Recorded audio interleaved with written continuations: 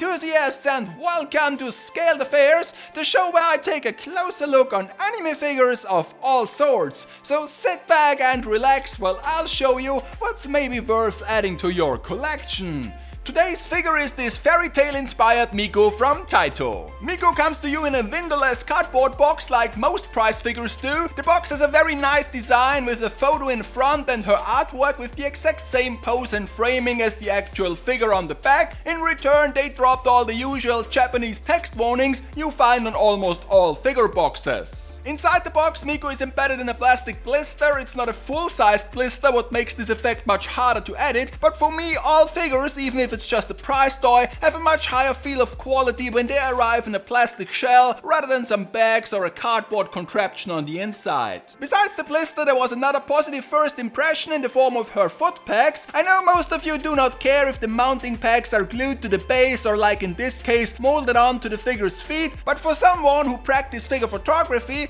this of course is the preferred method of mounting. Other than that, the only thing left to do is to hang the basket that is packed separately onto her right arm. I briefly talked about this release after I did my Halloween photo last October, but since this is a surprisingly cute and affordable figure, I thought this deserves a full in-depth review on the channel. Classified as Wonderland Figures, this Miku marks the beginning of a new line of prize figures manufactured by Taito that features the digital diva in a variety of cute costumes from classic fairy tales such as Snow White, Rapunzel or Cinderella. But before I go into more details, here are some of this figure's key specs. Design-wise, I really like this interpretation of a Little Red Riding Hood. It would have been so easy to clutter a concept like this with unnecessary frills or try to push it towards a sexy direction, but they didn't. Instead, you get a nice sculpted Miku with an outfit that fits the theme very well. If we compare the figure to the artwork on the box, the only thing that is noticeable absent is the pastel red line around her black skirt. It's a bit of a bummer that it didn't include this simple detail, especially since the molded line is already there. If you are confident or patient enough to paint it yourself, go ahead, this is what it might look like. Of course, the figure is also far less shaded, and especially the red cape with the themes in front screams cheap plastic, but other than that, this is a fairly detailed prize figure. I bought her at an event and I would say for the price of 30 bucks, you can't really expect better quality. Besides the overall impression, what I like the most about this figure is the surprisingly detailed and well painted picnic basket that Miku swings on her arm. It can be detached without any mounting pegs, and even if the figure doesn't benefit from displaying her without the accessory, I'm sure some of you can incorporate a prop like this into other dollhouse settings. I know that some of you might have a gripe with her crossed eyes expression, but for me it's not a big deal since I'm grown accustomed to this look when entering the realm of mini doll fight dream. Crafting wise, the expression is solid with a nice sculpted mouth and fairly detailed painted eyes. Also, her hair, usually the weak spot of many prize figures, is quite good. Most of it is covered with the hood anyway, and the translucent tips of her twin tails are a nice addition. Last but not least, the translucent base is also above average with a matching print on it and a popping dark red that makes her look even cooler when displayed in a showcase with some spotlights. And I'm sure the other releases of this Wonderland lineup will have matching bases in different colors, so it might look even better if you place some of them together into a small group.